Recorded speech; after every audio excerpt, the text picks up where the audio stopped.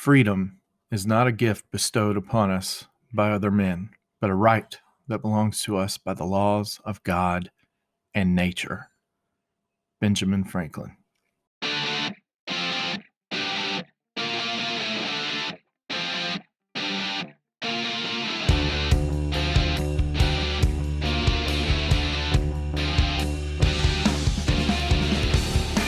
You're now listening to Carolina Conservative.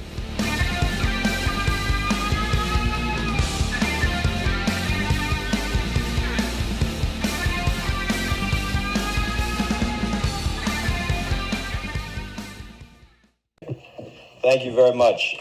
Thank you for your service. Obviously, you guys give of yourselves to do what you're doing. The community, I think we recognize that now that the political juice has been sucked out of the mask distraction, that we have to move forward. And one of the things I wanted to thank you for tonight was the resolution, the non-discrimination resolution, the CRT deal, because it's happening. And as a parent, I speak to other parents. There's a few things that we don't want.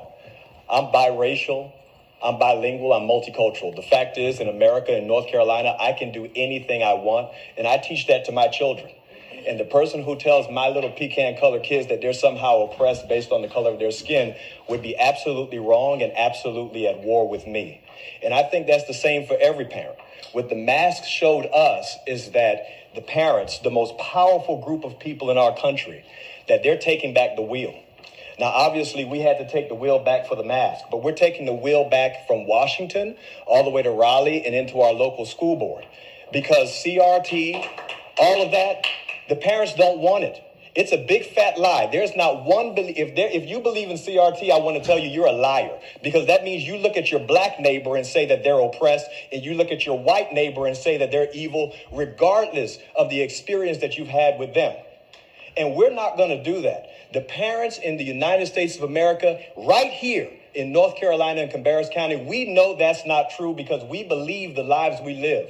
The fact is, I've been a business owner right here in North Carolina, and I deal with white people, black people, Hispanic people. My children deal with everybody. And the racism is only happening at the government level and on the media.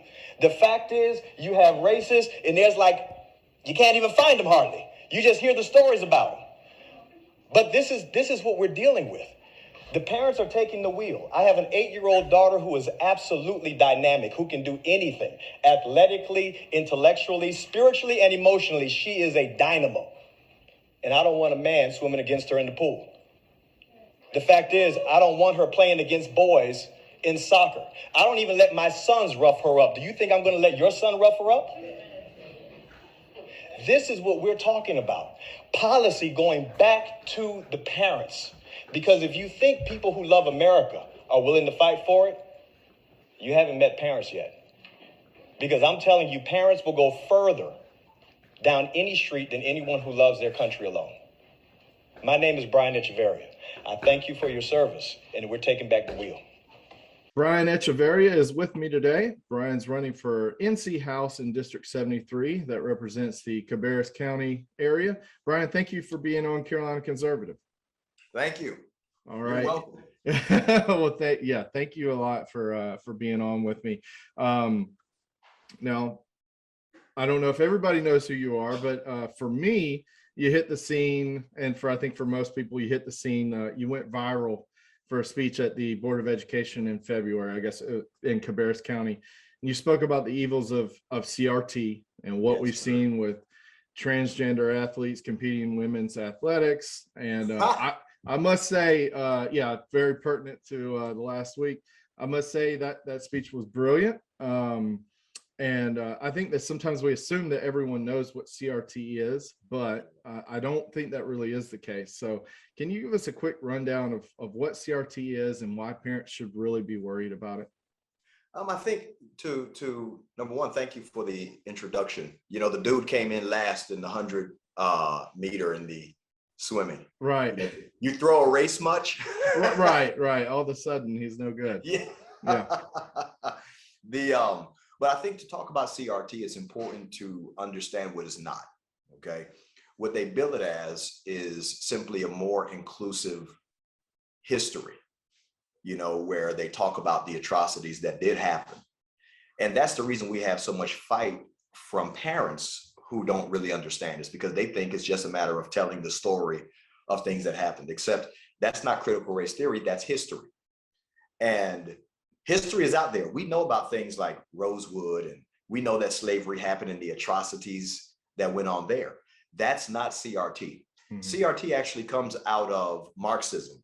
And I know that's one of the left's catchwords, that we say everything is Marxist. But Karl Marx had something called conflict theory. And it was the idea that there were different races and there were different social economic groups that were contending for limited resources like food, water, entertainment.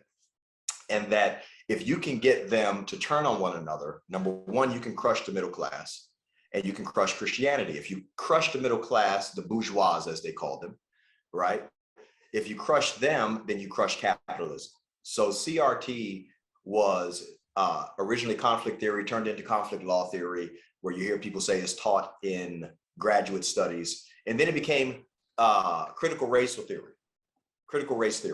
right? So you have that progression from conflict theory, critical law theory, critical race theory. And it's teaching that we're innately something, and that can be judged based on the color of our skin. Matt, is literally the antithesis of the Dr. King dream. Right. You know, now apparently you're evil because you're white. I'm inferior and oppressed because I'm Black, right? So that's what it's teaching. So it's not that our character gets to determine things anymore. It's that our color determines our character. And the end game is conflict in order to crush the middle class, crush capitalism, destroy Christianity. Right. And you're right. If you teach, if you're teaching Black children or Hispanic children or whoever, that they're a victim for as long as the state has a hold of them while they're in school, if you teach them there every year from 5 to 18, they're going to be a victim. If you teach a white kid that he's an oppressor and he's evil, then he's going to have some mental issues by the time he's hitting his teen years. I don't know. And listening to your speech, I mean, you were talking about your daughter, like she can do anything and be anything that she wants to be. There's nothing that's holding her back, and you can't tell her that there is. Literally, there's nothing holding her back. Yeah. This is literally, not figuratively, not in my sentiments and feelings. Right. The greatest nation on earth. By every measure, this is the only place you really want to be a minority. Yeah. And we have equal opportunity. It took some time, like every nation, to become what it is, but it's 2022, and we hold these truths to be self-evident, that all men are created equal and they are endowed by their creator with certain unalienable rights, right? So this is 2022 America, and that's actually an accurate depiction of our daily life. Yeah, and America is not perfect, no. But nobody's trying to claim it is. And No. But what they're, like you mentioned, the 1619 Project, that's just, I mean, that's basically a novel. Yeah, and it's you know what? And she admits it. We can write fiction. I mean, there's, it's anything to make it look worse, so that, imagine this, Matt, in 20 years, you have a high schooler today who's 18. So he's 38 or she's 38 in 20 years. She's a doctor, she's a government employee, okay? It doesn't matter if he's Black, white, or Hispanic, but he looks at you in 20 years and he's making decisions about your life, whether that's healthcare, retirement, or liberty. But when he looks at you, he thinks, this man is evil. Or he looks at me and thinks, maybe we don't really need to waste resources on him because he's inferior. So what we're not seeing, this isn't just a battle for parental rights of the moment. This is literally a battle for those who will lead our nation and our businesses in the future, and how they're going to see things. Because the heart of a child doesn't have a filter. It's only a seedbed. So whatever you put in gets nurtured and grows. It's not like speaking to a 25-year-old grad student who he's saying, nah, I reject that, I take that, I like that, I don't know what I think about that. This is the heart of a child. You just put it in there and let it grow. They begin to form their opinions and their worldview based on the seeds that have been placed in their heart. They have literally been plotting the attack on our families for decades. And the hearts of the children is the place that they can win our nation, because later on, it won't take a war. It's going to take a bunch of indoctrinated people to vote against our liberty, to vote against our way of life. So they're going after the children. Yeah. And you mentioned it, looking 20 years down the road, what it's going to look like. We've seen it now with healthcare, whether it's COVID, they're preaching more equity now than equality, an equity of outcome. So with COVID, like with vaccines, they were working on trying to get vaccines to different populations based on the color of their skin. You still there? Yeah, I lost you for a second. Okay. Good. So with the equity, go ahead. Yeah, I was talking about what you mentioned with looking 20 years down the road. Now they're teaching equity, and we've already seen it with COVID, trying to get the vaccine to different populations based on the color of their skin, more so than who really needed it. Whether they should have been looking at age more than anything, but yeah. Which freaks me out. Okay, it's Yeah. amazing. So as a Black man, I know about things like the Tuskegee Project. Right. Please don't send me a racially designated box of vaccines. No, you're right. And that's, talking to minorities and, looking at statistics, minorities have been more vaccine hesitant. Can you blame them? I can't. If you look at history. But then the problem is, Matt, the minorities also tend to vote for the socialists or the Democrats. Right.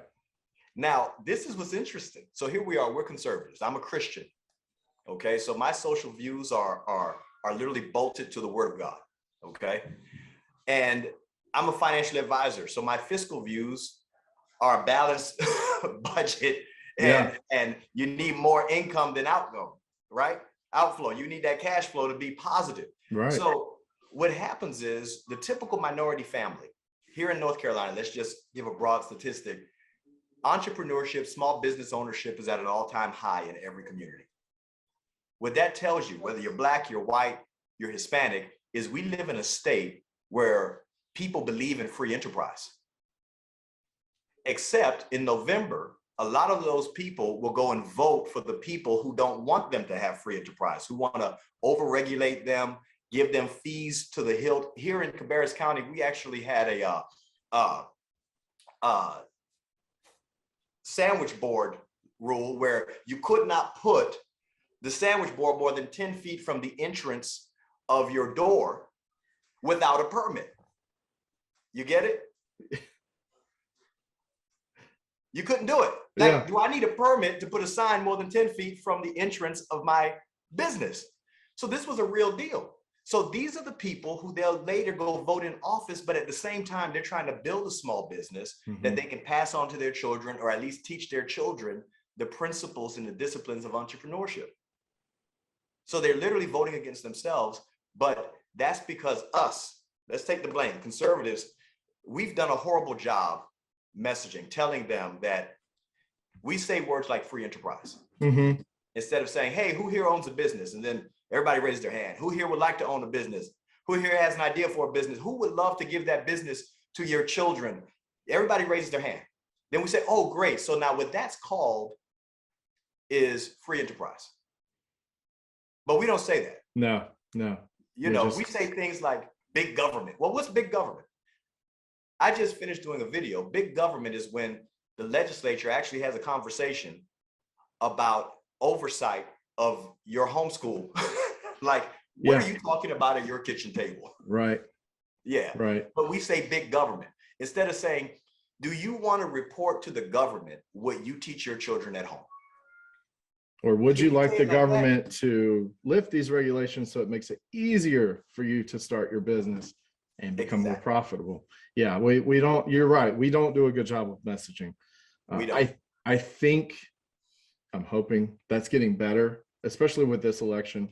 You see a different type of candidate, including you, that it's not your typical 60-year-old candidate that's running for government that young people can't relate to and minorities can't relate to.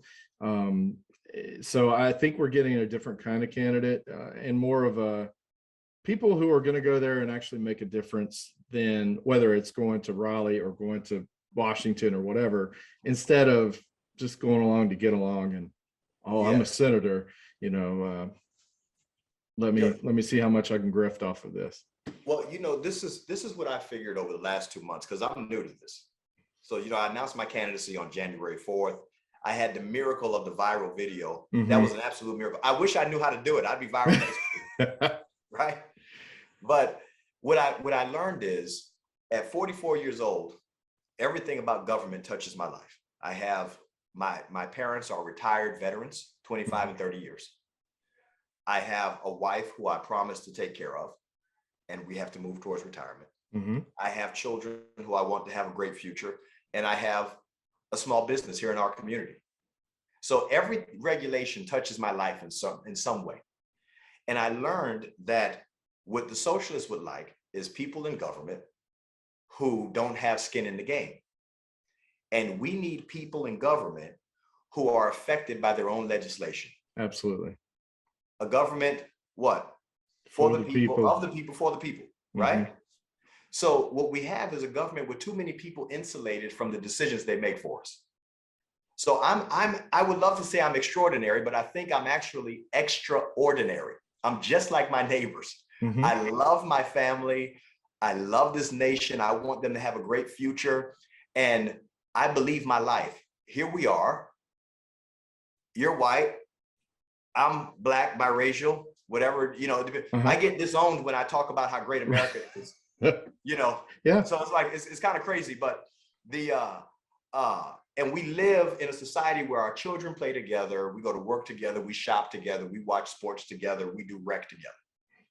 But when you turn on the news, inevitably there's someone lying about the racial tensions in America. Right.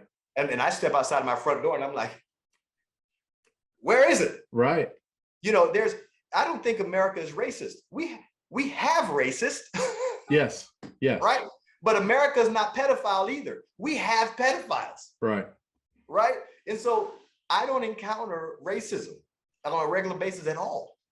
I spoke to someone the other day. She's a real estate broker here. No, she's a financial advisor. I'll tell you about the real estate broker in a second. She's a financial advisor. She said, I've been a financial advisor for 20 years. I've encountered racism maybe 2 times. 20 years right here. But if you turn on the news, apparently she's experiencing what they call microaggressions, on a daily basis. On a daily basis. And it's Matt, sometimes people just don't like you. Right. Yes. Yeah. Because I don't like Barack Obama, it has nothing to do with this race. It has everything to do with his politics. Maybe it has something to do with his assault on our homes and the sanctity of marriage and the stance on abortion. Maybe it has a lot more to do than just with his color. Right.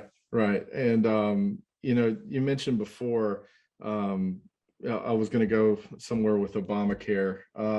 The overreach of government in every single decision you make in your life. And that's one of the good examples of they're in there now. Yes. It's going to be hard to fight back and push back on. They're in every healthcare decision you make now.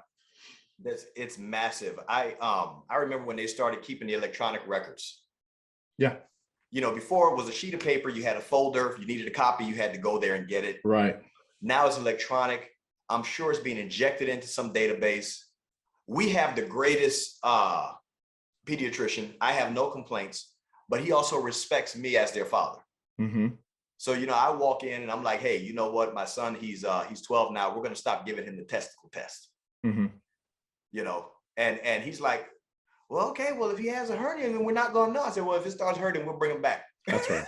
But, and he totally respects that.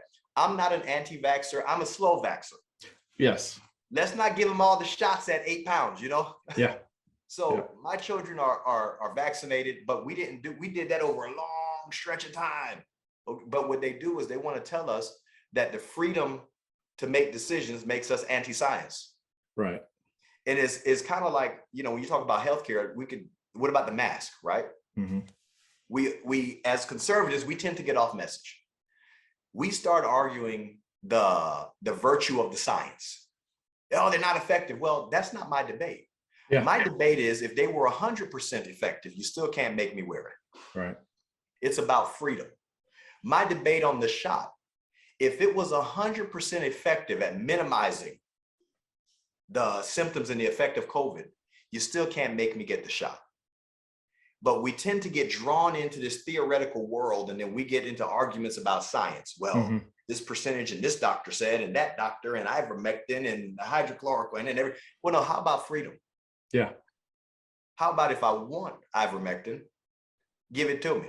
When it truly comes down to the core, it's about freedom. You're right. There is science, there is data that shows the masks don't really work, and the vaccine is, Marginal at best. Yeah, exactly. Dangerous at worst. Yes. But it comes down to freedom. That's the true message. Yeah. It comes down to freedom. They had here in Cabarrus County, we have a coffee shop, and we just converted it to a mobile shop. But during COVID, we were there, and the health department mandated that our staff wore masks, and we had to do certain things in order to be open. And it was really tough for us because here we are, we didn't believe they could make us. Yeah. But we didn't have the money to prove they couldn't. So what we would do is if somebody comes in and they didn't have a mask on, they would say, hey, do I have to wear a mask? I'm like, listen, if the state wants to know if you wear a mask or not, they're welcome to put somebody outside and look in. I don't work for the state, which is what they do. They try to turn the citizen against the citizen. Next thing you know, you have people calling saying that this business isn't wearing masks, and that's the freedoms that we lost, the freedom to wear that mask or not. We can't win debates with people who are terrified of the virus when we talk about the effectiveness of the mask. But we ended up trying to have that debate. We were literally out there trying to help people understand microns. Well, see, 0.0293 microns. Right. That's not the issue. The issue is I don't have to, and you can. That's the issue. Yeah, I don't have to, and you can. Everybody has the freedom to do what they want to do. As long as you're not hurting someone else, as long as you're not impeding on my freedoms, you be free to do whatever you want to do. Do what you want to do, and I'm going to do what I want to do. This is America. And like you said, there's a good example of having citizens report on other citizens, 1984. But yes, New York City right now is they have a tip line set up for citizens to report truck drivers that let their trucks idle for too long. It's so ridiculous. Yeah, it's so ridiculous. But moving on, we don't have a ton of time today, so I do want to hit some other issues. The other thing I want to talk about is, some of your key issues on your platform. So what can we do to end abortion in North Carolina? We're lagging, in my opinion, we're lagging behind other states when it comes to this issue. What can we do to end that in North Carolina? Well, number one, I think we need Roe v. Wade turned over so it can come back to the state. Right. Number two, we're going to need a supermajority to get anything done. Number three, we're going to need a Republican governor if we don't have a supermajority. And number four, we're going to need a conservative Supreme Court. That's what it's going to be. And then from there, we can pass the laws necessary to end abortion. We're not going to sit back and just keep murdering babies here. If we have the power to end it, we need to end it. Yeah. And then obviously that's going to be a big fight because the liberals, number one, they lied to the people. They lie to them. They tell them it's not a baby yet. So they dehumanize our children in the womb, and they lie to them. So when people are thinking they're getting an abortion, they're not thinking they're killing a baby. But you and I both know that they're killing a baby, someone who is going to uniquely mark this world, uniquely bless our families, and someone who has done nothing to anyone. So I think that's what we need. We need to educate. Yeah. Not the legislators, the population, the people. And then we need to have the right pieces in government so that when it comes back, we can ban that mess. Because I put it online when I was a young man, before I was a Christian, before I was anything. You're talking about a teen boy. I fathered a child that was aborted. And I cried and begged for it not to be. She didn't care. And without having a position pro-choice, pro-life, I wasn't thinking about God. I wasn't thinking about any of that. I knew that my baby was being murdered. Mm. So I tell people I'm pro-life because I'm human. And then after that, I also lost a child. Mm-hmm. And if you've ever lost a child, this was with my marriage. We lost our first child. If you've ever lost a child, you can't imagine someone killing one on purpose. Right. So my convictions about abortion were forged in the fire of life's traumas, Yeah. the human experience. And it's, it's not just, like you said, it's not just people that grew up, staunch Christians that had this abortion stance drilled into their head from, 8 years old. It's people that have lived it. Look at Abby Johnson. She's one of the biggest pro-life advocates in the country now. She used to be a director of Planned Parenthood. I mean, so it's, God works in mysterious ways. So that's something that's a big issue for me. I hope that we can do something in North Carolina. Let me tell you this. I did a CRT teaching for someone here, and a gentleman, I was going through some of the things that happened in the past, and he says, well, what about the black babies they fed to alligators? I said, I've heard about a couple of stories like that, but if you're offended about 12 black babies fed to alligators, but you're not offended at Planned Parenthood, there's something wrong in the continuity of your thinking. Yeah. So the minority communities don't see that Planned Parenthood literally puts their outposts, their strongholds in minority communities to carry out the mission of genocide that it was founded with. Mm-hmm. I mean, it absolutely disproportionately affects minorities. Yes, absolutely. I think that we ought to, as conservatives, if we get hold of the money, we ought to spend the money to put her quotes in the mailbox of every black family in America. Yeah. We ought to show how that quote connects to the location of their local Planned Parenthood. And I bet you, because people love their families, we'll see a tide rise against it and the narrative change. But we have to spend money educating the deceived. Yeah, absolutely. And it's been ingrained in people's psyche for 100 years now, with going back to Margaret Sanger, going back to her, it's been just progressively put in our minds that this is for women's rights. It's not. So one thing else on your platform is about religious freedom. And we saw it with COVID tyranny. Churches got shut down or had to alter the way that they chose to worship, whether it was wearing a mask, singing, or numbers that they could have, the number of people they could have in their service. It wasn't as bad as what we saw in other states like California, but it was still bad. Our rights were infringed upon. What do we do in Raleigh to prevent that from happening again? Well, I want to tell you a story. I love to watch Shark Week. You like Shark Week? Yeah. Right. I love Shark Week. They show the same thing every year. I watch it every year. Right. And talks about the great white. The great white shark will come and it bumps its prey. So the first hit is what they call bumping. Mm-hmm. And then if it determines that it's something it wants to consume, it circles back around and it consumes the seal or whatever it is, the prey. And the way I describe what happened during COVID with our churches is we just got bumped. The government bumped us to see what we would be willing to do, who would placate to their authority, right? And I believe that they're planning something or would like to do something far more sinister to limit our religious freedom. So what we need is to end all gentlemen agreements between the church and the state. And I don't mean separation of church and state, because I don't think the Constitution says it that way. It says that the state won't rule over the church the way it just did during mandates. Mm-hmm. What I mean is we need legislation that puts rock solid wording that the state will issue no executive order, no government mandate related to the church. Yeah. We don't want to leave it to be interpreted what that means. We want to put it in writing. We want to get it signed. And guess what? A whole lot of Democrats go to church.